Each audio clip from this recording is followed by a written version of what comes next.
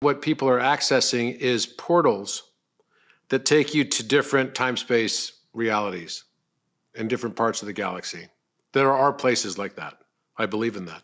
The pyramid is also like that you can actually go and use it as a way to teleport through what are probably very likely Einstein-Rosen bridges, wormholes. I've been out the ceiling of the Great Pyramid. I've experienced it myself. I've not done it physically. I've done it in the astral for many hours. And I've been to Arcturus. I've been to, the Buddhist system. I've been to Pleiades and to Sirius. And I did that in 2018. And it was as real as you and I are talking right now, totally real. And so it was 2 weeks after that I discovered the prime number pattern and published it. So I'm not surprised. Every time I go to Egypt, there is an expansion of consciousness that happens with it, and I get a massive increase in downloads in the months after. And then it tapers down, I get a bit of a break, and then it comes back with a vengeance, right? When I go again, and I'm about to go to Egypt again. Yeah. You're currently taking people, do you go with people on, because I know you've done a few tours. I took 144 people with me on the last trip. And in fact, we went to the new pyramids and we activated one of them. We stood on top of one of the new pyramids and did a full activation. The Schumann resonance from when we did that went nuts. The night before when we opened the Stargate, the Schumann resonance went nuts. And the Schumann resonance is tracked, right? And we actually tracked it down to the minute of exactly what we were doing. And it was exactly mirroring the special things that we were doing at the time we were doing it. So there's definitely something happening that's profound. And I believe it's an expansion of consciousness, that's what's happening. We're all just starting to remember who we are and why we're here and what the purpose of this life really is intended to be.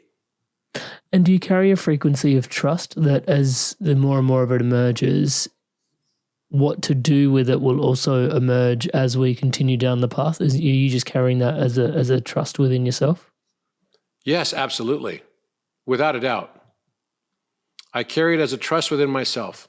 And I don't worry about things, if I spend my time really concerned about the bad aspects that could happen as a result of this, I'll just materialize those bad aspects. No, thank you. Can you expand upon that? Because I think that was really profound. You said it in passing almost. But this alludes to everything we've been discussing earlier in the podcast, the perspective piece. Can you just repeat that again, please, for us? The more you think about something, the more you fear it. The universe doesn't differentiate. If you say to yourself, I don't want to be fat, I don't want to be fat, what the universe hears is fat, and then you get fatter. So instead, you should be focusing on thin. Focus on the positive, not the negative aspect. And when you do, then everything shifts for you. And feel as though you already have achieved the thing that you hope to achieve. That's the key, right? So that's how I see it, that once we do that, that's when things really start to shift in your favor. And so you're seeing more findings coming through in Egypt. You're finding things in Mexico. You think more and more, I heard from somebody there's, potentially things starting to happen in Antarctica as well. More and more of this stuff will start to come online. More and more. I could stay on here with you all day, but I won't be able to. But, literally, when I was there with Matthias and Jaden and Sharon in January, we discovered what we believe to be 7 pyramids there that are carved. In Antarctica? In Antarctica, yes. Pyramids are going to show up everywhere. Everything that's been left in the 5th dimension has been hidden to our awareness until we move into the 5th dimension, and then we'll be able to perceive it. Your eyes, in order to see something, have to be able to resonate at the frequency of the object that you're perceiving. So if you don't have eyes that resonate at the frequency of the object you're looking at, you won't see the object. You literally won't see it. And what's weird is also the other thing that's weird, I'm noticing it right now, man, my eyes have totally changed color.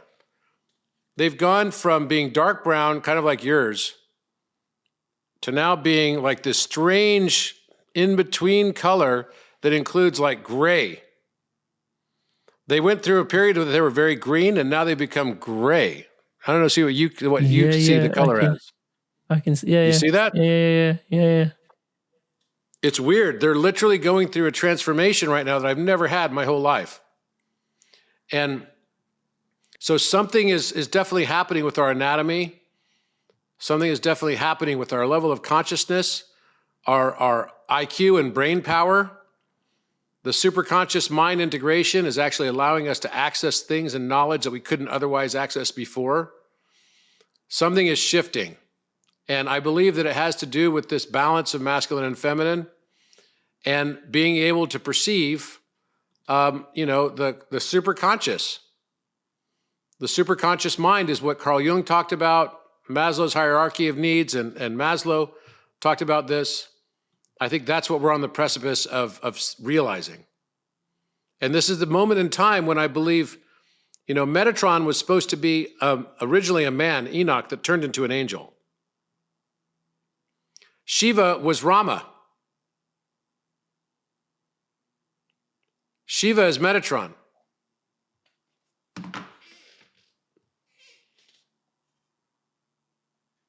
Right? This is the geometry of all creation.